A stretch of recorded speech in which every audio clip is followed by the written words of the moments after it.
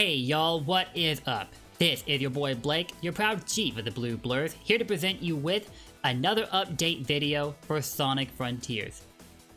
As much as I would like to take this opportunity to talk about the gameplay, SEGA has yet to share any footage about that and probably won't until later in the year. So we're out of luck. But we do have something else to discuss that is just as important for the game, and that is the list of supported languages. Recently, there's been a Twitter movement to push for localizing the game in a variety of regions, most prominently Brazil, as Brazilian Portuguese is a language that has been largely absent from the list of supported languages for a variety of Sonic titles. Since Sonic Adventure in 1998 and then 1999, the game was voiced primarily in English and Japanese, but they also included extra languages for subtitles. And then at the Sonic Generations, which came out in 2011, the list of voiced languages would expand to include the Deadly Six. Haha, clever, right? And those six would primarily be English, German, French, Italian, Japanese, and Spanish. But in more recent Sonic titles, they would continue to add to that list of languages by adding in more subtitled languages. To use a recent example, let's look at Team Sonic Racing, which came out 3 years ago, in 2019.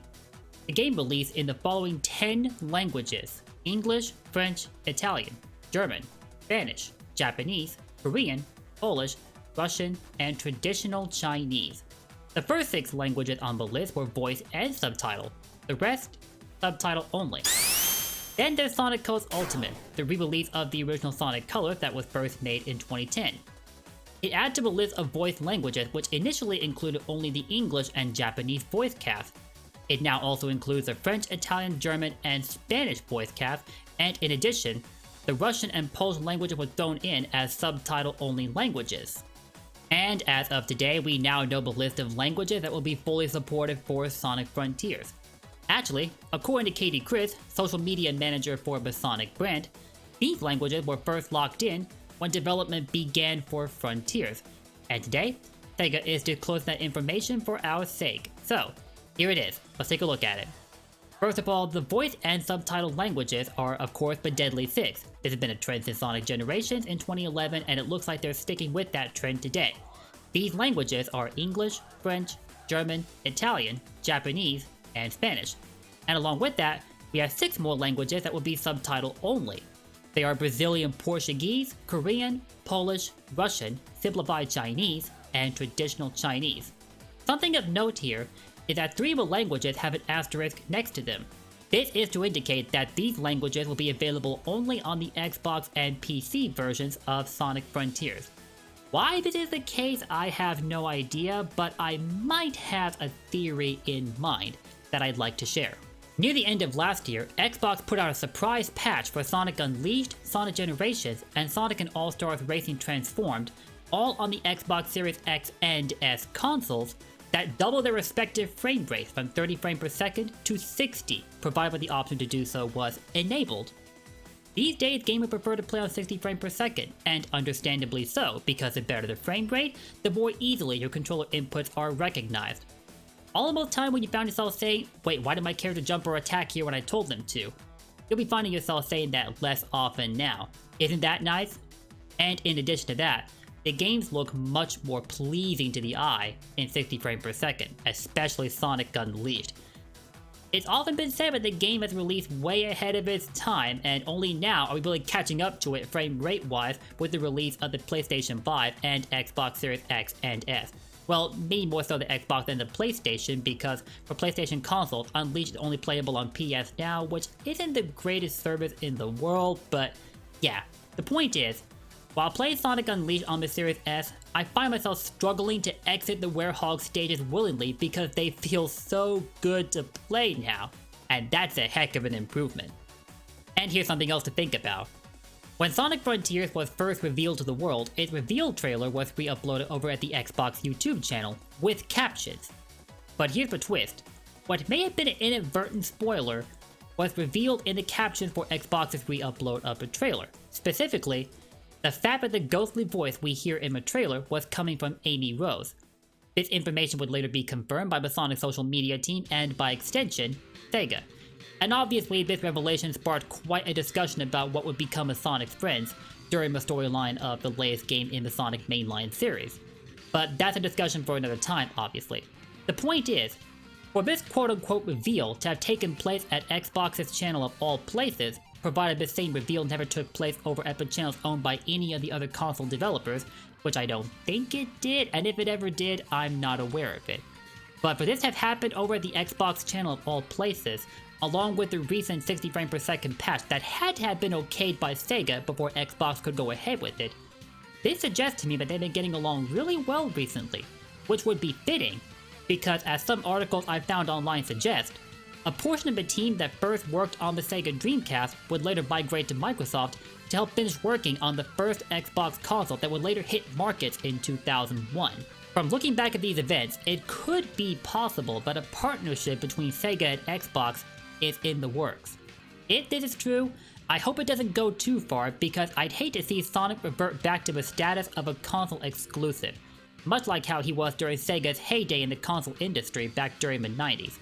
Of course, being a console exclusive did not stop Sonic from leaving an impression on gamers back in the day, but times have obviously changed, though if he were to revert back to being an exclusive now, it could potentially hurt his outreach across various platforms.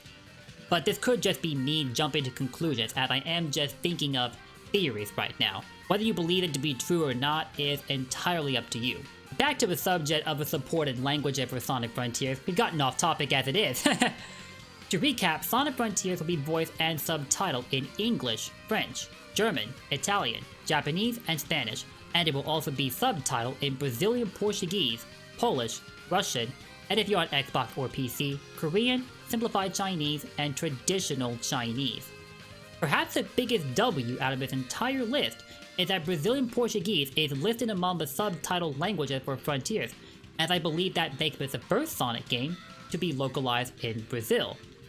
A huge victory for those pushing the Sonic Frontiers PTBR hashtag to be recognized on Twitter, but Sega would hear out Brazil's wish of localizing the game in their region. And here's what makes it even better.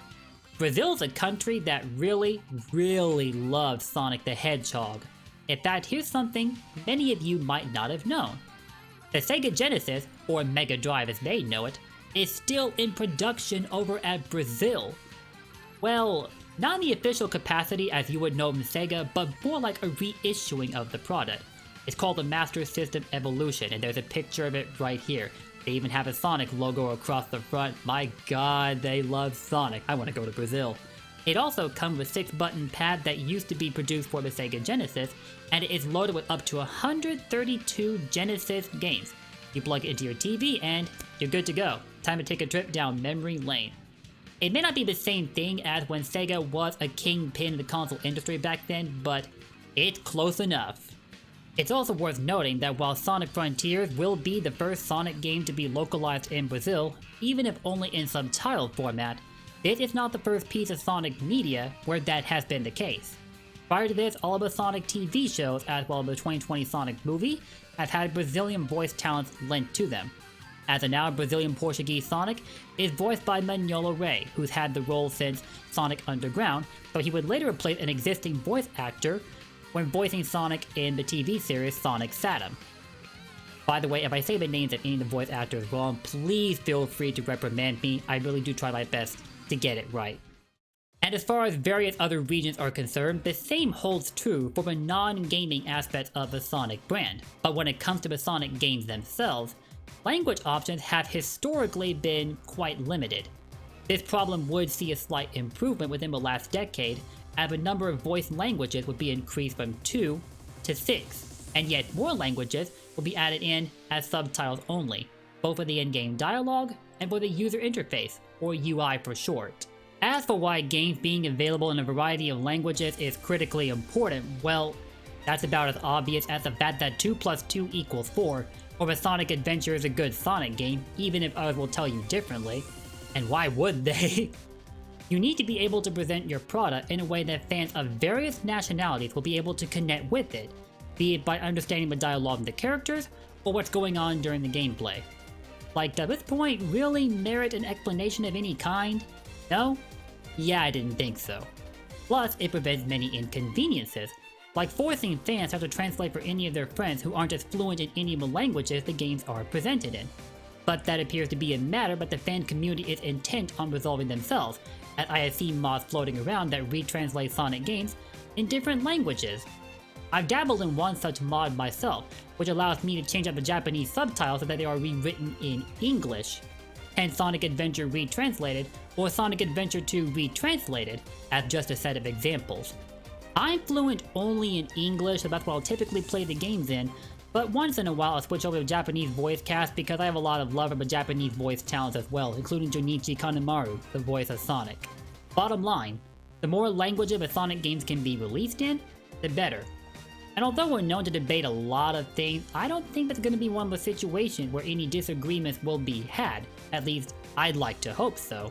There you have it, now we know the languages in which Sonic Frontiers will be published, and that list includes Brazilian Portuguese, which marks a huge W for the Brazilian Sonic community, and a well-deserved W at that. And given that it is the year in which Frontiers is projected to release, I think we can look forward to hearing more about the game from SEGA in the coming months, whether it be through a second Sonic Central whenever that happens, or whatever other methods they've got cooking up. But for now, that will do it for this update video about Sonic Frontiers. Thank you all so much for watching. If you enjoyed what you saw, you can let me know your feedback with those likes and comments down below, and also subscribe and ring that bell to stay up to date on all of my Sonic content. I'll be keeping a close eye out for any more Frontier related news, and whenever I catch wind of any, I'll be bringing it over here to this channel for y'all to discuss. Till then, I'll see you next time. Take care, and don't forget, blue blurs for life. See y'all later.